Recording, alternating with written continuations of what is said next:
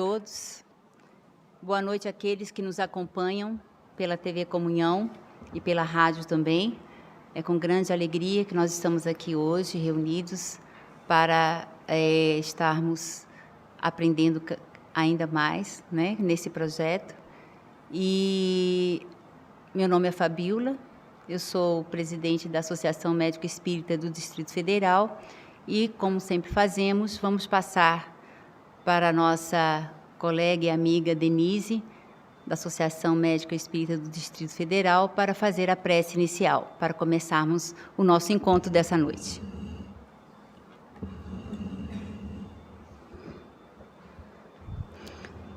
Vamos, então, nesse momento, nos aquietar,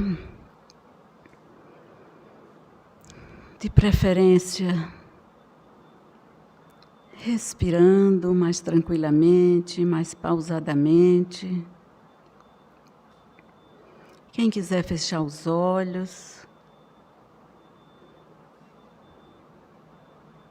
E vamos juntos elevar os nossos pensamentos a Deus, nosso Pai,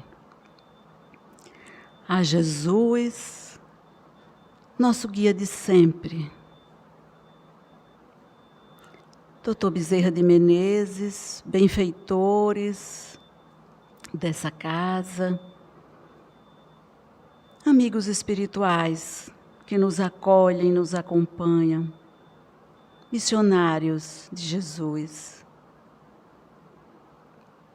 Que a tua luz, Mestre Jesus, permeie essa casa, os nossos corações, as nossas mentes. Que estejamos abertos a receber os ensinamentos que tu, ao passar por aqui, tantas vezes nos exemplificou o caminho a seguir. Que possamos dar os nossos passos sob a tua luz, Jesus amado. Que nessa noite possamos aprender mais, absorver os ensinamentos e colocá-los em prática. Que a sua luz, Jesus, caia sobre o nosso palestrante de hoje, para que possamos conscientemente alcançar mais conhecimento, com muito amor no coração. Graças a Deus, graças a Jesus. Você vai apresentar ele. Queridos irmãos, então é com grande satisfação que hoje nós recebemos,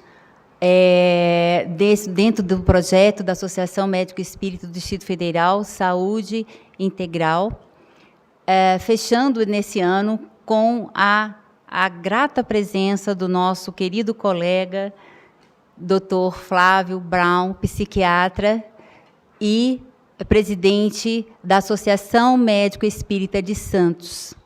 E é interessante porque ele veio participar em Brasília, né, do Congresso Brasileiro de Psiquiatria que está ocorrendo na nossa cidade. E você sabe que trabalhador é assim, está passando por ali, a gente pega direto, né? E foi uma feliz e grata coincidência, porque coincidiu com o fechamento desse projeto que essa casa que nos acolhe há 11 anos nos permite, nos dá essa oportunidade aos sábados à noite. Então, seja muito bem-vindo. Nós gostaríamos de dizer que o Dr. Flávio vai fazer a palestra sobre o tema depressão e espiritualidade, e depois nós vamos ter um espaço aberto para perguntas por escrito do público aqui presente. Aqui nós temos os nossos voluntários, que já estão aí a postos, muito obrigada, para que possam, então, a gente receber essas perguntas. Nós pedimos para que coloquem a letra, não de médicos, por favor, mas uma letra um pouco mais legível, com o e-mail, porque se aquelas que não puderem ser respondidas hoje, o doutor Flávio se colocou, né, generosamente para poder respondê-las posteriormente. Então, nós, mais uma vez, nós agradecemos a presença e vamos passar, então, a palavra para o nosso querido amigo, doutor Flávio Brown. Muito obrigado pelo convite da Fabíola, Denise, da Associação Médico Espírita aqui do DF, que é irmã da Associação Médico Espírita de Santos. Vocês viram que eu vim trazer maresia para vocês hoje, olha a chuva que deu, né? Que maravilha essa chuva, hein? Que bom, que bênção, né? Para falar de um assunto que tem a ver com a minha área, com a minha profissão, né? Atendemos aí na parte da psiquiatria, da psicoterapia, e é um tema que nos é muito querido, porque, na verdade, é uma dor da alma, né? Não é só uma dor do sistema nervoso, do funcionamento da nossa bioquímica. Então, a gente vai dar algumas pinceladas nesse assunto, vocês podem concordar, discordar, fiquem à vontade, fazer perguntas no final, caso queiram, né? E um dos livros de referência que nós temos pela Associação Médico Espírita é esse daqui, chamado Saúde Integral, muito provavelmente deve ter na livraria, onde somos em 24 coautores, e o capítulozinho que eu fiz foi sobre esse tema da nossa palestra de hoje. E temos também o site da Associação Médico Espírita do Brasil, ambrasil.org.net, e também o site da nossa AME Santos, tem o site da AME DF, onde vocês podem acompanhar todo esse movimento médico espírita. Porque a saúde e a espiritualidade é uma busca que a gente tem aqui nessa encarnação, né? Porque a boa notícia é que todo mundo vai desencarnar, não é mesmo? A gente tem que viver esse período de tempo, essas décadas que a gente está aqui, na melhor qualidade de vida possível, do ponto de vista físico, psicológico, social e espiritual, né? A gente está aqui para aprender. E como foi bacana a introdução que vocês fizeram, né? Como a espiritualidade tem paciência com as nossas limitações, com os nossos erros, né? Com as nossas imperfeições, né? E essa casa tão maravilhosa, um clima tão bom, né? Uma honra estar aqui, realmente. Então aqui é o quadro normal, né, de um paciente depressivo, né? Cabisbaixo, nessa pintura de Van Gogh de 1860, onde realmente a gente fica sem energia, apático. A gente vai dar uma passada mais rápida no quadro clínico geral, para depois entrarmos mais na questão da espiritualidade, tá bem? Uma pessoa com depressão, você fala boa noite para ela, realmente ela já te responde boa noite por quê, né? Porque ela não está se sentindo bem nem para desejar uma boa noite para alguém, né? Então, por uma questão de conceito simples, uma definição de depressão. O humor é persistentemente rebaixado, apresentando-se como tristeza, angústia, uma sensação de vazio, redução da capacidade de sentir prazer. Mais ou menos 15 a 20% da população mundial, em algum momento da sua vida, viveu, está vivendo ou vai viver um momento de um transtorno de humor, que é a depressão. A gente fala transtorno de humor, a gente não fala doença. Por quê? Porque não existe nenhum exame, nenhum marcador no nosso sistema do nosso sangue, por exemplo, que dê um diagnóstico médico de um exame. Você está com depressão comprovado com o exame. Porque é um diagnóstico clínico de observação de acordo com os sintomas que o paciente tem. Por isso que a gente fala transtorno depressivo, não a doença, a depressão propriamente dita. E vejam vocês, 15 a 20% da população. Brasília tem quantos milhões de habitantes? 3 milhões? Todo o DF? 3.500 já? Imagine 15 a 20% da população. O sistema de psiquiatria, de psicologia do sistema público não dá conta de atender. E essa casa que é uma referência de tratamento para as pessoas que estão com transtorno de depressão, né? Por questões psicológicas, físicas e espirituais. Eu fui no andar aqui de cima, tem as macas maravilhosas, né? Parabéns, eu estou realmente muito bem impressionado, muito bom. A ocorrência da depressão mais no sexo feminino do que no masculino, em dobro, talvez pela questão hormonal, é uma tentativa da gente entender isso. E alguns pacientes têm depressão e também têm ansiedade, às vezes é um quadro misto, depressivo e ansioso. Ela se afasta dos amigos, não quer saber de nada, então isolamento social muito importante. Sente um cansaço crônico, uma falta de energia. Das tarefas que ela fazia normalmente, trabalhar, estudar, passear, etc., ela se sente apática, né? Chora escondidinho, muito sensível, chora muito fácil. Começa a perder rendimento da sua vida profissional, às vezes até da parte de estudos, rendimento escolar, faculdade, né? Ela tem baixa dificuldade de se concentrar num assunto, para ler, para aprender. Esse isolamento social é perigoso porque às vezes aumenta até a tendência de suicídio, que é uma situação triste e grave, não é mesmo? Não quer ouvir barulhos, quer se isolar completamente. Então, uma tristeza persistente, falta de autoconfiança. Então, o que ela fazia normalmente? Pegar sua roupa para ir trabalhar, escovar os dentes, tomar o banho, ela não consegue mais nem desempenhar essas coisas mais simples. E não é porque ela não queira, porque muitas vezes ela não consegue.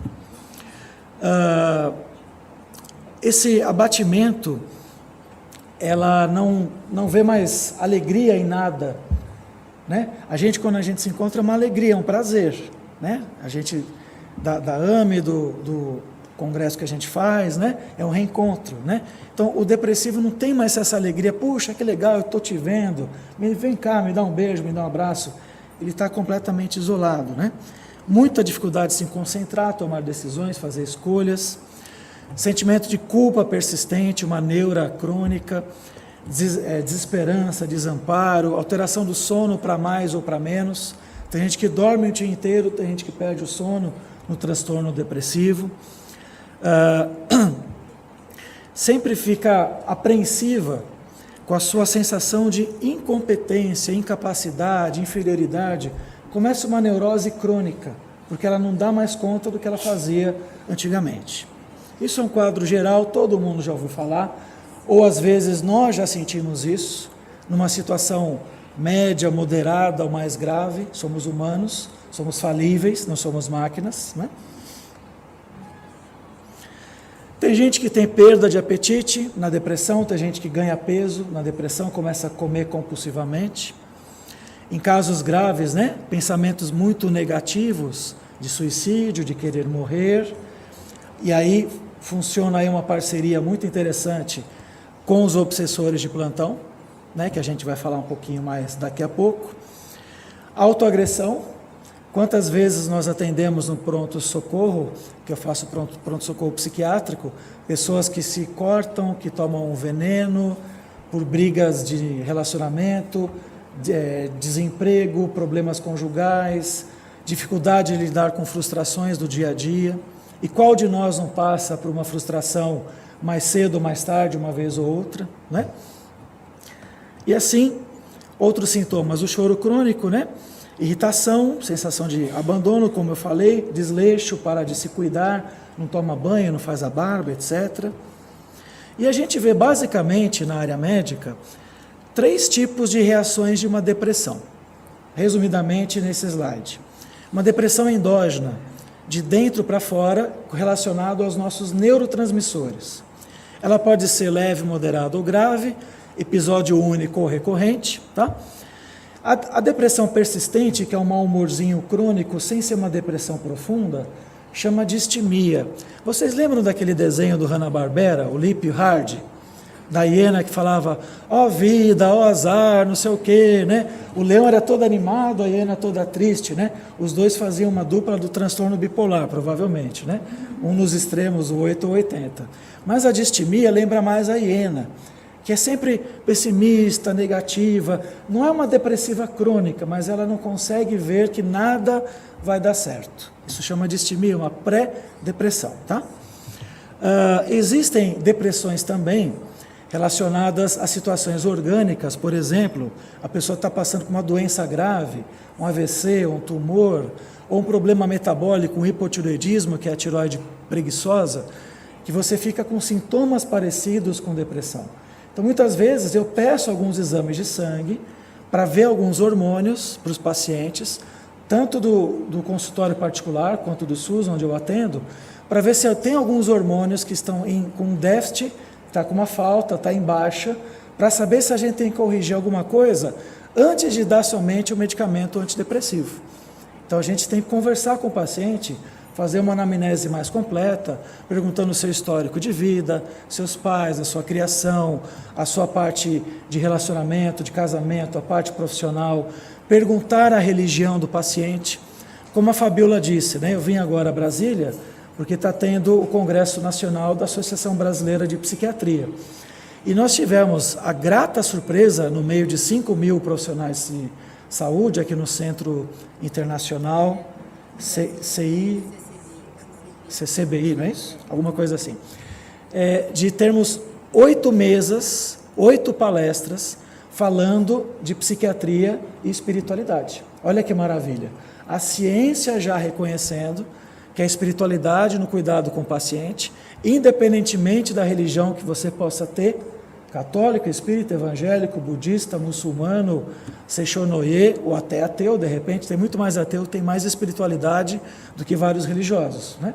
Mas enfim, ressaltando a importância da necessidade de fazermos a ligação, que é um dos papéis da Associação Médico Espírita na busca da saúde integral, ciência, saúde e espiritualidade, né? Então, é uma maravilha a gente ver que a ciência tradicionalista realmente está chegando na alma da pessoa, não só nos neurônios, que a gente vai mostrar uns slides agora aqui. E aí, as depressões reativas, que também acontecem mediante as frustrações da vida. Fatores externos, as nossas perdas de emprego, de relacionamento, financeira, frustrações, etc. Deixa eu fazer uma pergunta para vocês, antes disso, fazer época de eleição, né? Levanta a mão quem gosta de chocolate. Eu levanto as duas. 95% aqui o Ibope. Chocolate ganha no primeiro turno, né? Quem gosta de pizza no sábado à noite? Quem gosta de ir com cinema na namorada, com a namorada, com o namorado no sábado à noite? Todo mundo. Agora levanta a mão quem gosta de ser contrariado. Cadê, Fabiola? Ninguém gosta de ser contrariado, né, gente? Porque nós temos uma tendência humana de querermos sempre as nossas coisas da nossa vida do nosso jeito. Eu quero ter um casamento legal, eu quero que o meu time, o Santos, seja campeão todo ano, e não é, infelizmente. Eu quero que tudo dê certo, né? Eu quero realmente comprar um apartamento, quero ser feliz. Mas, às vezes, a vida, Deus, a espiritualidade, não faz as nossas vontades 100% das nossas vontades. Vocês já poderiam imaginar se Deus, nosso Pai, nosso Criador, fizesse 100% das nossas vontades, o quão mimados nós seríamos? Quem tem filho aqui em casa? Pode levantar o braço. Se vocês não disserem não na hora certa para os seus filhos, vocês não estão educando. Porque nós precisamos ouvir o não para saber o que é certo, o que é errado, o que pode, o que não pode. A vida tem regras, essa casa tem regras, temos horário a cumprir. Faz parte o sim, faz parte o não. Mas nós, seres humanos, às vezes, por uma questão de temperamento, na nossa questão do nosso caráter, do nosso foro íntimo, temos dificuldade de aceitar o não. E se ampliarmos esse conceito da nossa personalidade, relacionando todas as nossas reencarnações que já tivemos antes dessa atual, o nosso histórico, todos nós somos milenares. Então o nosso jeito de ser, o nosso temperamento, ele vem sendo construído há séculos. Não são só as coisas dessa vida, desse momento, dessa hora, que interfere na minha psique, no meu psiquismo. Então nós temos causas primárias e coadjuvantes. A depressão não acontece por uma coisa só. Então temos as causas psicossociais, as causas bioquímicas, que eu vou mostrar uns slidezinhos agora, os traumas emocionais ou físicos que passamos ao longo de uma existência, na infância, na adolescência ou na vida adulta, porque viver não é fácil, mas é bom. A gente está aqui numa escola da vida, né? A questão do temperamento, que cada um tem o seu. Sabe como é fácil fazer a gente entender o que é o nosso temperamento? Seu nome é Jack, né? Estou vendo você pela primeira vez hoje. Não o conhecia, pelo menos nessa encarnação, né? Olha o que é o nosso temperamento. Se eu falar para o meu amigo Jack aqui agora, Jack, seu sapato é muito feio. Olha, não tem nada a ver com o sapato dele, mas eu chego e falo uma bobagem dessa, né? O meu amigo Jack aqui tem 3 tipos de reações possíveis. Ele olha para mim, eu falei essa bobagem, né? Olha para mim, olha para o sapato e joga o sapato no lixo. Realmente, Flávio, meu sapato é muito feio. Não, realmente, você tem razão, eu não gosto dele. Ele deixa de acreditar no que ele acha do sapato dele, que ele acha legal, confortável, bonito. Por conta dessa bobagem que eu falei, ele joga o sapato fora. Numa autoestima baixa. Ele pode ter esse temperamento. Esse é o caso 1. Caso 2. Jack, seu sapato é muito feio.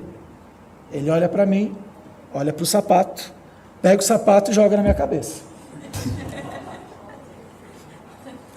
Agindo raivosamente, agindo melindrosamente. Eu também não terei que falar uma bobagem dessa, mas tem gente que tem esse temperamento explosivo, sim ou não? Tem gente que aqui pode ser que esteja no caso 1, um temperamento mais acuado, mais uma tendência mais de baixa autoestima. Tem gente que tem um temperamento aqui no caso 2, agressivo, não leva desaforo para casa, né? Você vai ver o que eu vou fazer, vingativo. Bem longe da reforma íntima os 2 casos, tanto o caso 1 quanto o caso 2. O que seria o ideal? Possibilidade 3. Jack, seu sapato é muito feio. Ele olha para mim, olha para o sapato, aí responde: Flávio, meu irmão, espírita, eu gosto do meu sapato. Eu comprei no crediário em 12 prestações, no shopping do Conjunto Nacional. Não tem chulé. Flávio, meu querido amigo, se você não gostou do meu sapato, não compre um igual para você. Quem consegue agir 100% das vezes assim, levanta a mão. Nem eu. Mas temos essas nuances de temperamento. E esse temperamento, como eu falei, vem se fazendo ao longo dessa existência, pela influência dos nossos pais, pela influência da nossa educação de casa, pela influência da escola, da educação fora de casa também. A escola tem que dar instrução e limites ao mesmo tempo, mas a educação principal é de casa, é do berço, né? Mas não podemos esquecer que somos espíritos e temos características, qualidades, defeitos que faz o nosso caráter. Para a psiquiatria tradicional, Fabiola, o nosso caráter é imutável. E vem a doutrina espírita e fala, reforma íntima. Olha aí o contrassenso. Né? Então nós podemos melhorar o nosso caráter?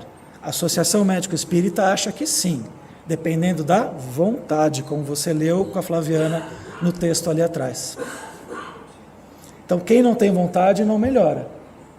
Regra por aí, começa número 1. Então, gente, acrescentando a questão do temperamento, fazendo o link, temos as causas espirituais também da depressão. O obsessor de plantão. Mas vamos falar do obsessor de plantão um pouquinho mais para frente. Senão a gente vai acabar meia-noite aqui, né, Fabíola? Sessão coruja, né?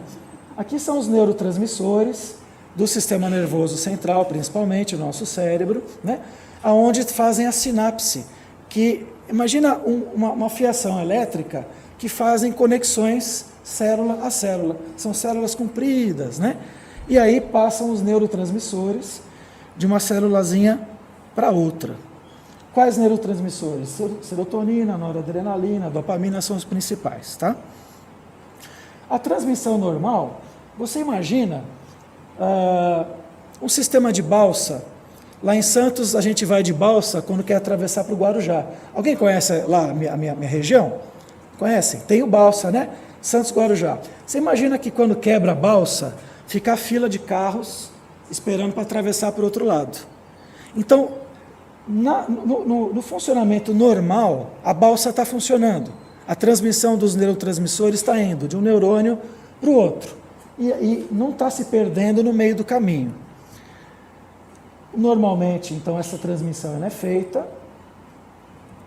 Na depressão, ou a gente para de produzir esses neurotransmissores, ou eles param de cruzar a balsa que vai para o outro lado, ou a gente produz uma enzima, lembra do Pac-Man, do joguinho do Pac-Man? Que come um neurotransmissor, e para cada situação, a gente vai ter um remédio mais ou menos adequado, de acordo com os sintomas que o paciente está passando.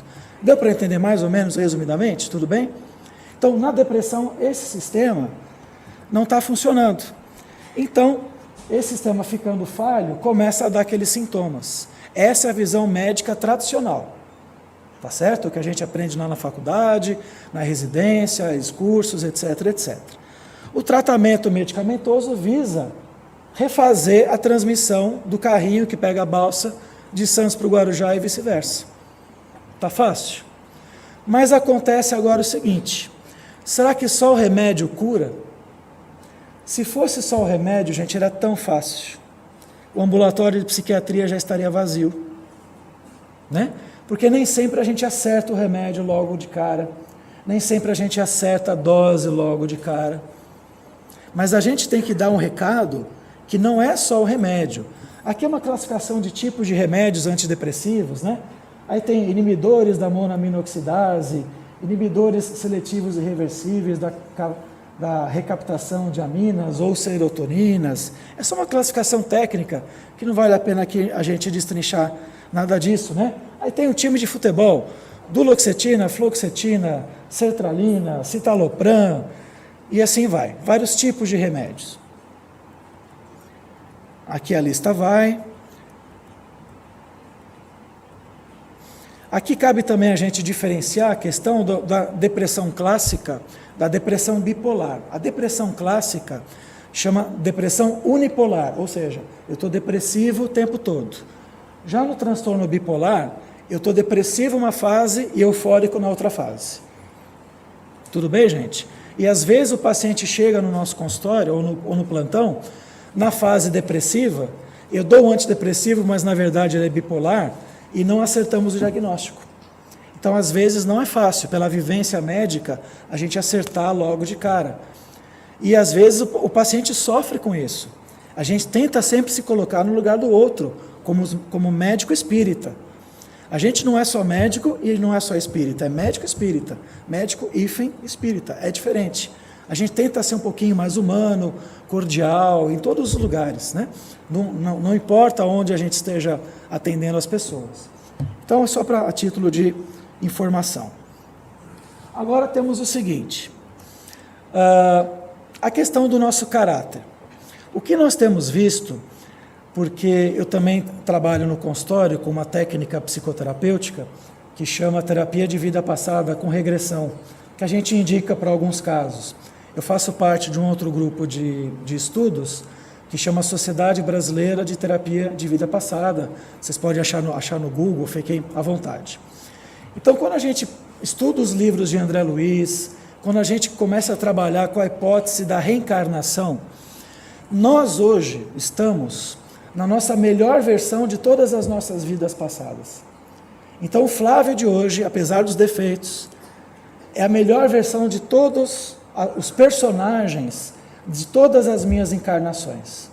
Eu fui construindo, assim como todos nós, tendências de personalidade, qualidades, defeitos, características individuais, minhas, que às vezes são coisas de fácil convivência comigo, e às vezes não é minha esposa que me aguenta às vezes, né? A Giovana, que está lá em Santos, deve estar me vendo pela internet, um beijo, estou trabalhando, fica tranquila, né?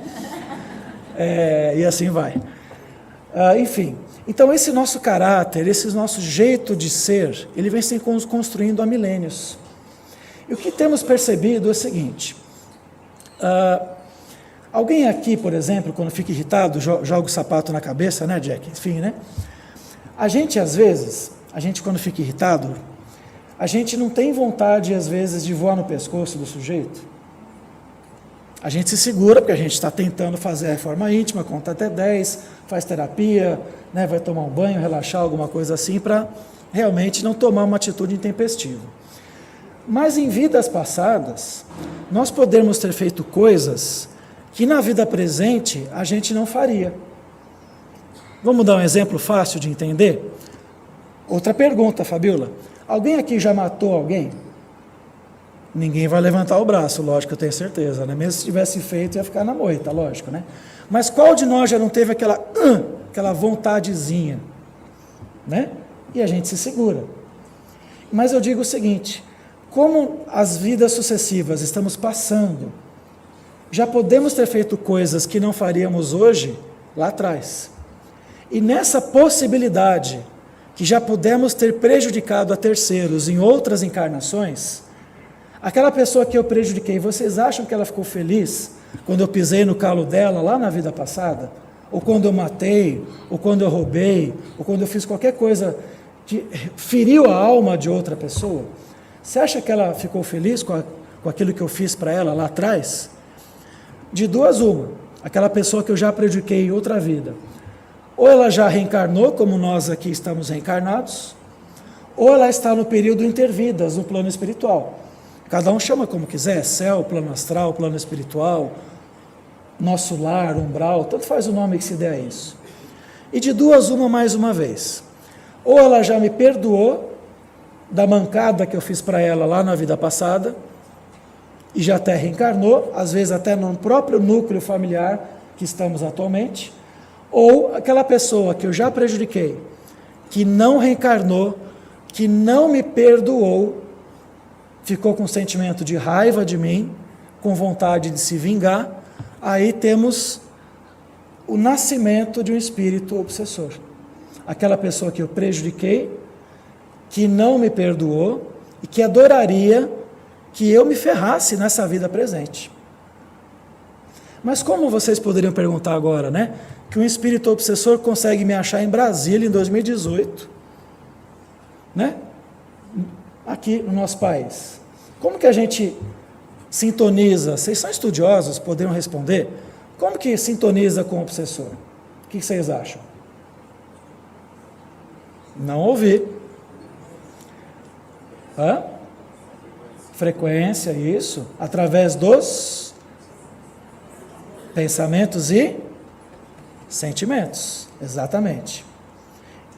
Quando que a gente vai sintonizar na rádio Obsessor FM? E agora? Quando você sintoniza a frequência. Olha, passou um passarinho.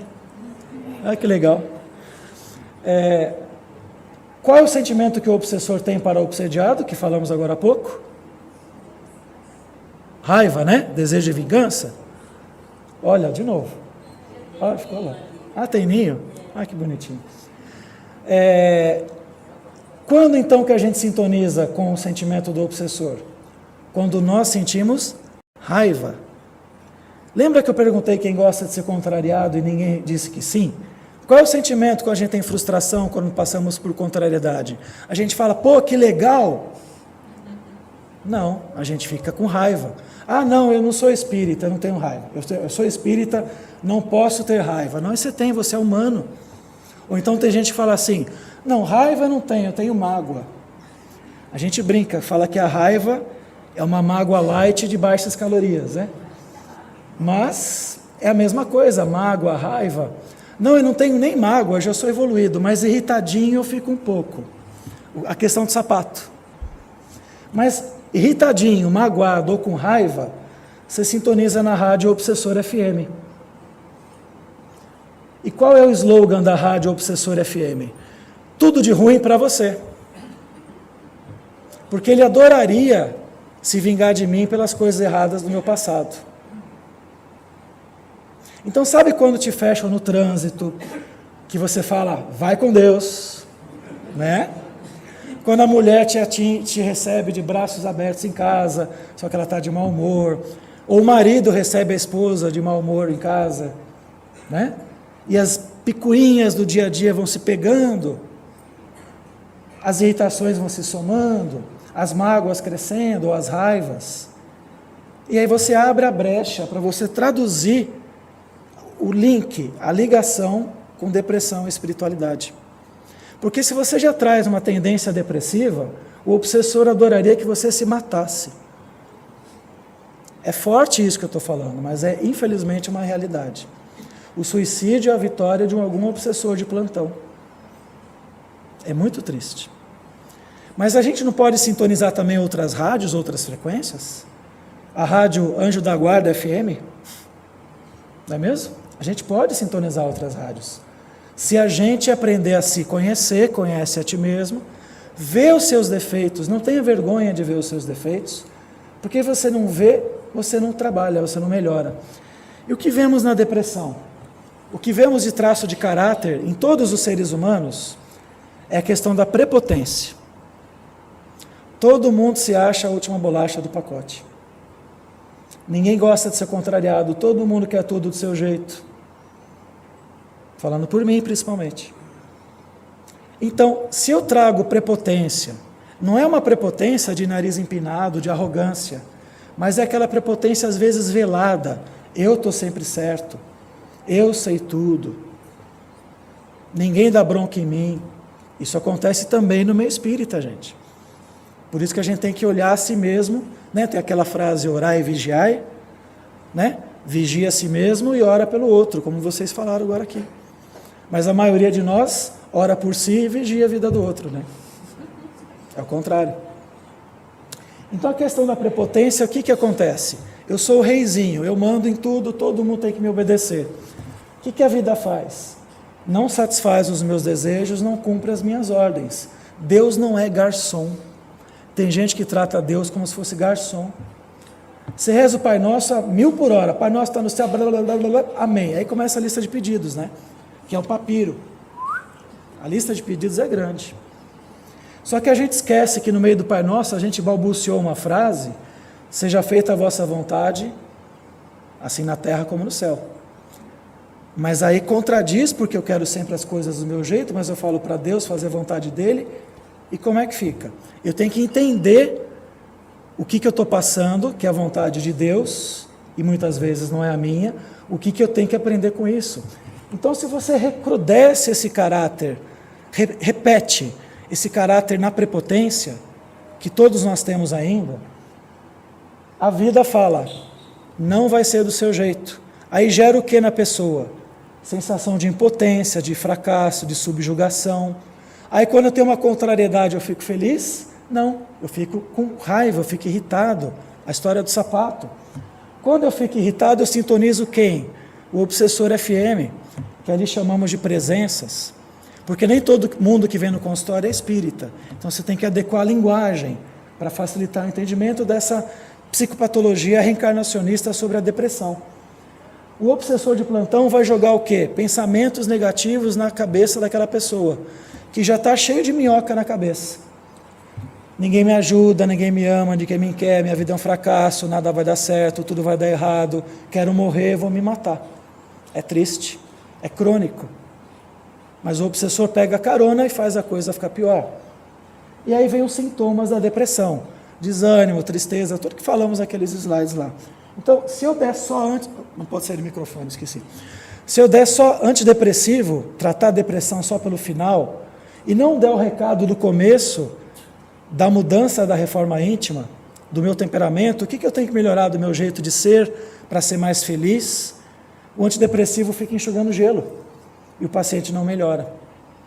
Enquanto a gente não fazer a pessoa admitir que ela não sente só tristeza, porque na verdade, quando a gente fala que a gente está com tristeza, um exemplo, quando desencarna alguém da nossa família, a gente fica triste pra caramba, mesmo sendo espírita.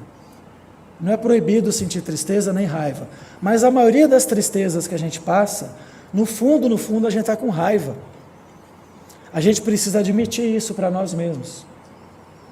Por isso que eu falei no começo da palestra, vocês vão me ouvir, podem concordar, discordar, fiquem à vontade. Mas é uma forma da gente fazer a pessoa olhar para si, para começar a fazer a reconstrução dela para a vida. E a partir daí, não só dá antidepressivo. Qual de nós não erra na vida? Várias pessoas. Todo erro gera uma conscientização e tem dois caminhos, né? Ou você se arrepende, repara, para de errar, ou você vai ficar também se culpando eternamente, que você não vai ficar ganhando nada com isso. Sabe aquela coisa de 1000 chibatadas nas costas? Não vale a pena. Dê só uma, se arrepende e vai para frente. A neurose de culpa consome a gente por dentro. Então faça psicoterapia, busque um psicólogo, busque um psiquiatra. Não é vergonha pedir ajuda. Ninguém é suficiente, autodependente o tempo todo. E trazendo aqui alguns livros de Emmanuel, fala da responsabilidade sobre os nossos pensamentos e sentimentos, sobre o sistema nervoso. Então aquele sistema dos neurotransmissores, vocês acham que eles passam a falhar à toa?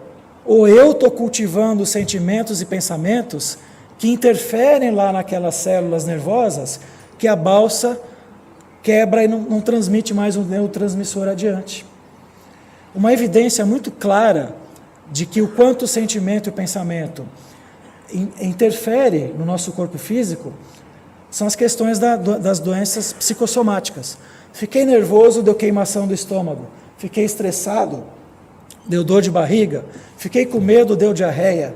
Sentimento, pensamento, chega no físico. Na depressão também é a mesma coisa. E aí alguns livros que falam da questão dos bióforos. Trazemos aqui algumas pesquisas que ouvimos lá no Congresso de Psiquiatria. Eu vou passar isso rápido por causa do horário também. Falando da importância de você associar espiritualidade, religiosidade e mudança interior no trato da depressão. Por isso que é muito fácil, o paciente chega, muitos de vocês já foram atendidos em 5 minutos ou menos em consultório de psiquiatra, onde o cara nem olhou na sua cara, fez a receita, toma aqui a fluoxetina e chama o próximo. Isso não é tratar ninguém dignamente. Isso acontece muito. A gente tem que ouvir, conduzir a consulta para a gente dar um diagnóstico, um tratamento, mas dá também um recado de mudança interior. E não colocar o paciente em posição de vítima, porque o vitimismo também é uma atitude depressiva, onde ele tem que se sentir de novo competente para escrever a sua própria história. Então o tratamento é medicamentoso, tem linhas que falam de estimulação magnética transcraniana, enfim, mas são outras abordagens, né? Atividade física, sempre fazer psicoterapia, mesmo que não tenha depressão. Está com alguma neura, algum pensamento que está te desarmonizando, peça ajuda. Aqui na Casa Espírita a porta está sempre aberta no atendimento fraterno, é isso que eu estou falando. Não é só ao psicólogo ou ao psiquiatra. Cultive a sua espiritualidade, a sua religiosidade. Então, terapias convencionais ou de regressão, que a gente possa dar um recado para o paciente amar mais e não ficar sofrendo só com a sua dor e se conhecer para modificar. O tratamento complementar espírita pelo passe, água fluidificada, desobsessão quando for um caso, mas não adianta fazer a desobsessão se você sai daqui e continua cultivando a raiva, a mágoa, a prepotência, o orgulho, tarará, tarará, tatá, né? Senão o centro também fica enxugando gelo, não é mesmo? Prática da caridade. Para finalizar aqui, né? Tem um recado no nosso site que fala o seguinte, que a felicidade consiste em 3 coisas simples: transformar problemas em oportunidade de aprendizado, ser brando ou resignado sem se sentir fraco ou fracassado, pois ter razão não é aval para irritação, e além disso, querer sempre tudo do nosso jeito, nem sempre é possível, necessário ou inteligente. E quando nada mais tiver jeito, tem que tentar perdoar a si mesmo e ao outro. Não é fácil fazer isso aqui toda hora, com brandura, com resignação. Mas tem gente que confunde fracasso com brandura e fraqueza com resignação. Não tem nada a ver uma coisa com a outra. Brandura e resignação são tarefas de inteligência. Eu faço o que está na minha alçada e paro aqui. O resto, providência divina, vamos que vamos. Espiritualidade, conto com a sua ajuda. Temos que pedir ajuda para eles também? Sim, sem dúvida. Mas não colocarmos a solução dos nossos problemas neles, amigos espirituais. como já foi dito aqui na palestra introdutória, né?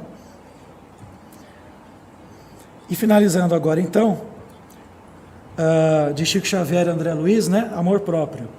Algumas regrinhas: disciplinar os próprios impulsos, trabalhar cada dia produzindo o melhor que pudermos, atender aos bons conselhos que traçamos para os outros, aceitar sem revolta a crítica e a reprovação, esquecer as faltas alheias sem desculpar as nossas, evitar conversações inúteis, receber o sofrimento como um processo para a nossa educação, calar diante da ofensa, é difícil, retribuir o mal com o bem, ajudar a todos sem exigir qualquer pagamento de gratidão ou recompensa, repetir as lições edificantes tantas vezes quantas se fizerem necessárias, perseverando no aperfeiçoamento de nós mesmos, sem desanimar, colocando-nos a serviço do Divino Mestre hoje e sempre.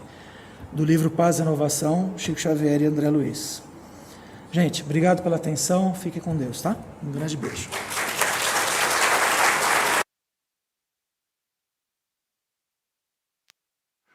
Muito obrigada, Flávio, maravilhosa exposição, nos esclarece muito.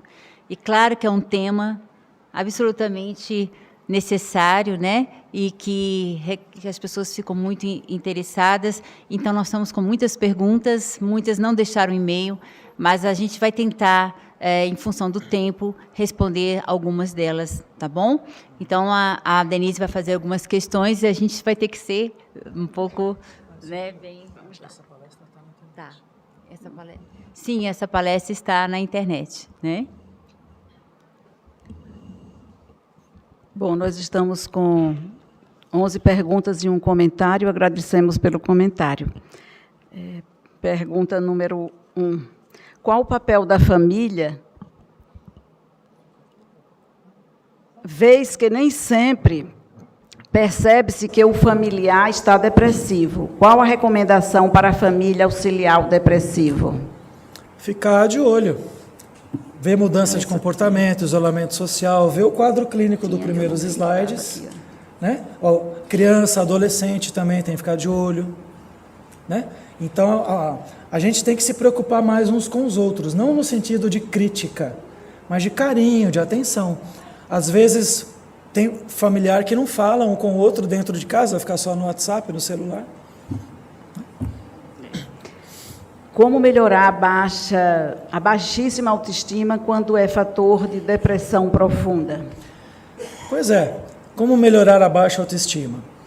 Ouvir essa palestra 10 vezes. Tem que ter amor próprio.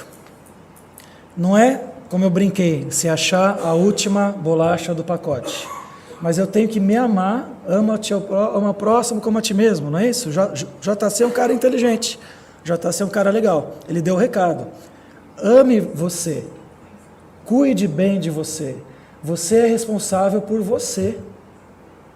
Depois você é também pelo seu filho, pelo seu pai, pela sua esposa, pelo seu trabalho, etc, etc. Mas você é responsável por você. Então, baixa a autoestima, faça psicoterapia. Quero saber se o uso contínuo da maconha leva à depressão. O uso contínuo da maconha pode levar à depressão, também pode levar ao câncer, pode levar à esquizofrenia. A escolha é da pessoa, infelizmente. E está no modismo, em todas as classes sociais, é um câncer na sociedade as drogas. Vai ter um evento de droga aqui, não vai? Amanhã. Amanhã? Amanhã. Ah, legal, legal. Infelizmente, né, a maconha é de baixo custo. A posição da Associação Médico Espírita não é a favor da legalização das drogas, por ser esquizofrenizante.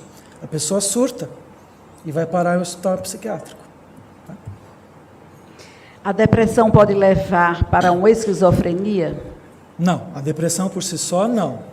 Existem momentos que a pessoa pode ter surto, alucinação, então uma depressão com alucinação, mas não é uma doença de base. A esquizofrenia é uma outra doença de base.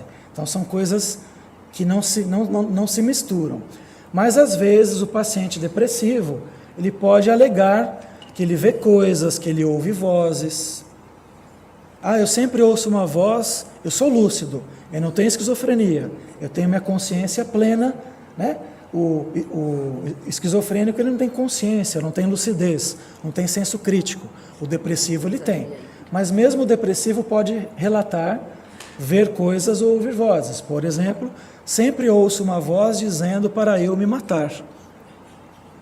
Pode ser uma alucinação? Pode, mas não é esquizofrenia. Pode ser obsessor de plantão, no nosso ponto de vista aqui? Pode também. A depressão leva à perda da memória ou vice-versa? O que fazer em caso como este? A psiquiatria tem algum método para trabalhar tal situação? Um dos sintomas da depressão é perda de memória, baixa concentração. E é uma via de mão dupla, né? Porque se você está perdendo a sua memória, você pode ficar depressivo. Então tem que tratar com remédio, às vezes remédio a vida inteira. Mas não é necessariamente que vai levar para demência senil nem Alzheimer. Não é isso, tá bom? Mas um dos sintomas da depressão, a pessoa não consegue ler uma página de livro porque ela parece que está sem gás, sem combustível para ler aquela página inteira até o final. Então tem que tomar o remédio, acertar o remédio o mais rápido possível e aí, em paralelo, talvez algum remédio para a memória também. Ou às vezes, dependendo do sintoma, procurar um neuro, dependendo da idade, um geriatra. Fazer um tratamento completo, né? Traumas emocionais pode ser advinda de vidas anteriores? Trauma emocional, qual de nós já não passou? O minuto que acabou de passar, já é passado, vocês concordam? A hora, o ano, e assim o tempo roda, o tempo é infinito, né? Veio lá de trás e vai lá para frente. Então, traumas de outras vidas podem deixar no psiquismo características, tendências depressivas. Pode sim. Mas o que a gente passa no cotidiano geralmente fisga algum trauma de outra encarnação. Por exemplo, falando de um caso de fobia, né? De repente, dois irmãos gêmeos ficam presos no elevador porque faltou luz. É muito ruim, lógico. Mas a partir daquele dia, um deles passou a levar um medo de não entrar mais no elevador. E o outro irmão gêmeo, irmãos gêmeos univitelinos, que é o rosto igual, né? A mesma carga genética, enfim. E o outro leva a vida normal, anda de elevador numa boa. Como é que se explicaria, do ponto de vista reencarnacionista, a reação de A ser diferente de B sendo irmãos gêmeos? Nessa hipótese, provavelmente aquele que desenvolve a fobia de lugares fechados, a partir do momento que ele passa a entrar no elevador e ficou preso, o inconsciente dele, ou seja, a memória do seu espírito, pode ter relembrado de um trauma que ele ficou preso em algum lugar em outra encarnação. O inconsciente é a memória do espírito, é o perispírito, onde estão armazenadas essas memórias. Então, um trauma pode desencadear uma fobia, como também uma tendência depressiva. Em qual medida a prática constante de atividade física pode combater a depressão? Olha, atividade física você vai escolher de acordo com o que você gosta mais. Eu, por exemplo, adoro andar de bicicleta. A gente tem a vantagem que lá em Santos é tudo plano. Então, é fácil, né? Então, a minha psicoterapia emocional e física é andar de bicicleta. Tem gente que gosta de academia, eu não gosto. Eu sou preguiçoso para academia, mas tem gente que adora. Então, tem que ser pelo menos uma caminhada. Porque a atividade física moderada estimula a produção desses neurotransmissores aqui. Então, vida é movimento. Em qualquer faixa etária que você esteja, se movimente, na medida do seu possível. Tá? A depressão na infância e adolescência foge do padrão de caráter e personalidade? Seria somente obsessão? A cura? A depressão tem o mesmo modo de entender na infância, na adolescência e na vida adulta. Tem caso a caso, obviamente, mas quantas vezes a gente não viu? Lembra da Super Nani? Né? Criança birrenta, que bate o pezinho, que a mãe está lá dizendo não, ele cospe, ele xinga, né? Fica histérico. Então, você já vê alguma característica desde a infância. Então, criança birrenta, adolescente meio rebelde, quase sempre vai ser um adulto depressivo. Então precisa, como é que fala? De pequeno que torce pepino, né? Por aí, né? Mas às vezes tem que dar remédio. Não é vergonha tomar remédio. É um recurso, como o óculos é um recurso. Agora estou enxergando. Então, tomar remédio não é vergonha. Vergonha é ficar sofrendo e não pedir ajuda. É deixar o orgulho tomar conta, né? É possível amenizar a influência recebida através de irmãos com baixa frequência no período da TPM? Fazem que as mulheres passam por uma variação hormonal absurda e as emoções se afloram. É verdade, né? Mas graças a Deus, todos nós já reencarnamos, ora como homem, ora como mulher. Não é mesmo? Isso é uma lei da natureza espírita, né? Então, lá em Santos, a TPM chama Tô Pra Matar. Aqui também, infelizmente, tem moças, mulheres, que são mais suscetíveis a essa variação hormonal e que realmente fica mais mal-humorada, mais irritada, quando não tem cólica, excesso de menstruação, essa coisa toda, não? Mas alguns livros de André Luiz falam o seguinte, de uma maneira geral, imagine vocês uma balança. De um lado da balança está o nosso lado das nossas glândulas, o lado endocrinológico, dos nossos hormônios. Do outro lado está o nosso temperamento e a nossa mediunidade. Quanto mais você controlar e educar o seu temperamento e a sua mediunidade, menos você vai ficar vulnerável do lado dos hormônios e vice-versa. Façam uma experiência. Homens também, tá? Não só as mulheres. Tá? Pode acontecer de uma pessoa se convencer que está depressivo e de que sua melhora se dará apenas com o remédio, tornando-se assim dependente dele? Pode, porque a pessoa está pondo a esperança só no medicamento. Ela não quer fazer uma terapia, ela não quer cultivar a sua religião, ela está fechada para isso. Tem gente que reage desse jeito e fica dependente de remédio a vida toda. Não sou contra remédio, mas muitas vezes a gente consegue ir desmamando, consegue ir tirando, porque a própria pessoa se refaz, faz o sistema dos neurotransmissores voltar a funcionar, com terapia, com autoconhecimento, com tratamento complementar, aqui no centro, por exemplo, com reforma íntima, com remédio. Então, são soma de forças. Mas, em alguns casos, a gente vê que a pessoa fica dependente mesmo.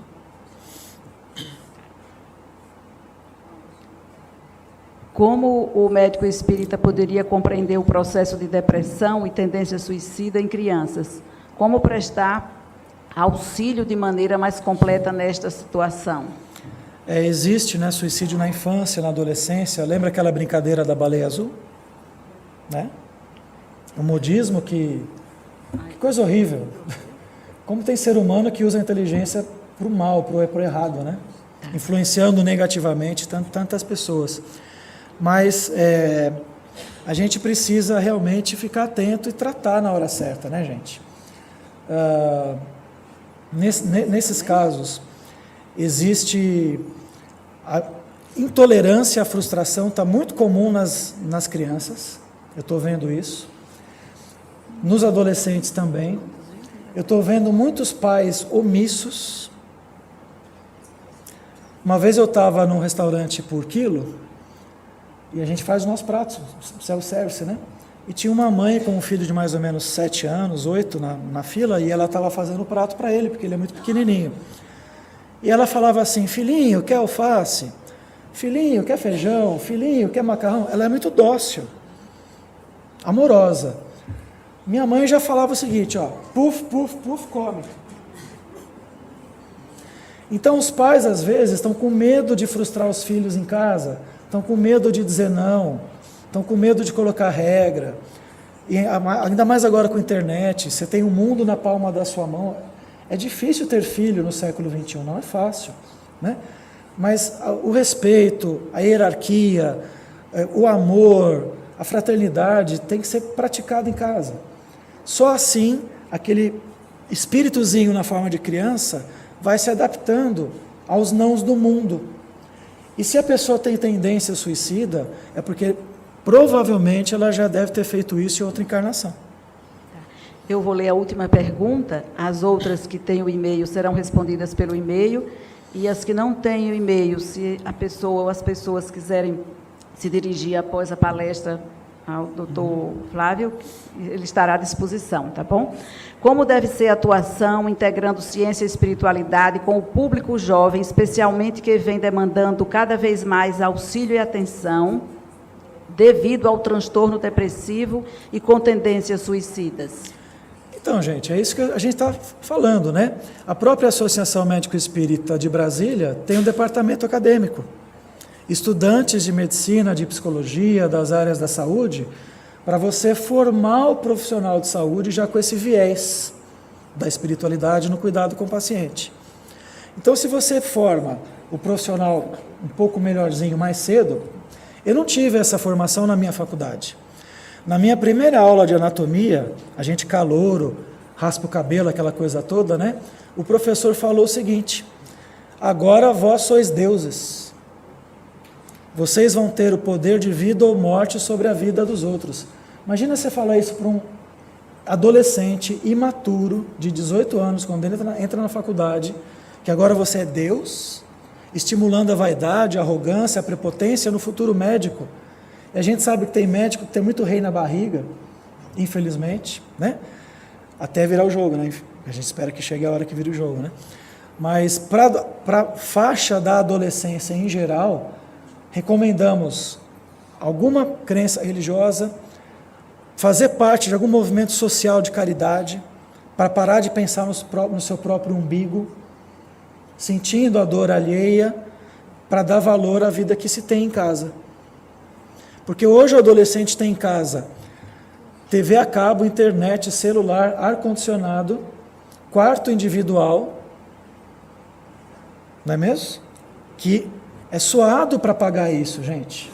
Claro que no Brasil tem uma discrepância social enorme, mas hoje existe aí muita facilidade, mais facilidade do ponto de vista material do que há 50, 80 anos atrás.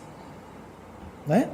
A gente lembra do que o nosso pai fala, nosso avô, nossa avó, era tudo muito custoso, muito suado. Hoje o adolescente não dá valor. Então precisa colocar esses valores de gratidão no coração dos adolescentes. Né? Passar a palavra para a doutora Fabíola.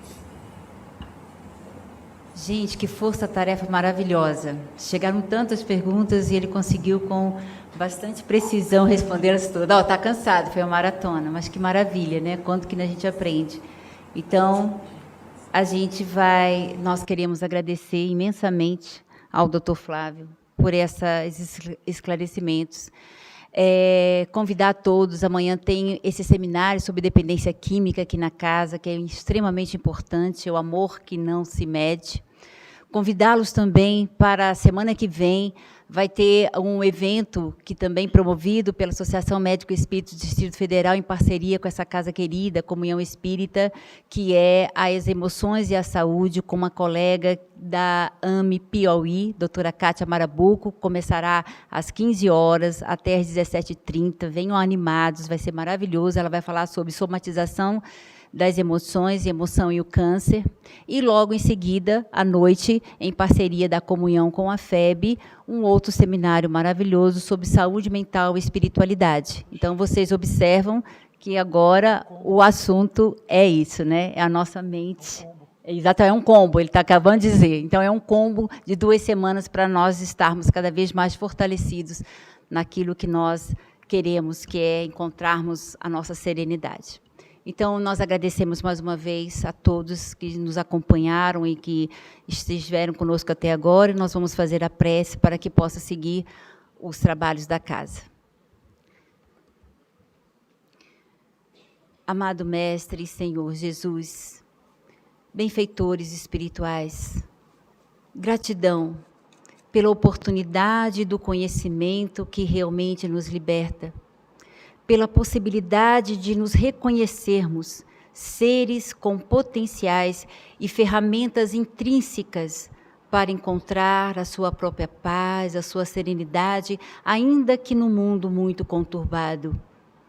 Pedimos, Pai, que nos ajude a encontrar esses caminhos para alcançarmos a serenidade necessária e, a partir daí, trabalharmos o nosso coração, a nossa mente, para sermos coerentes naquilo que nós pensamos, sentimos e agimos. Mas que seja a base do vosso Evangelho, do vosso exemplo, do vosso amor, que transforme as nossas almas. Paz para todos. Paz para o nosso Brasil. Paz para o nosso mundo. É o que desejamos e pedimos. E gratidão por mais essa oportunidade. Obrigada a todos. Ganhando 13 ou 17, tem que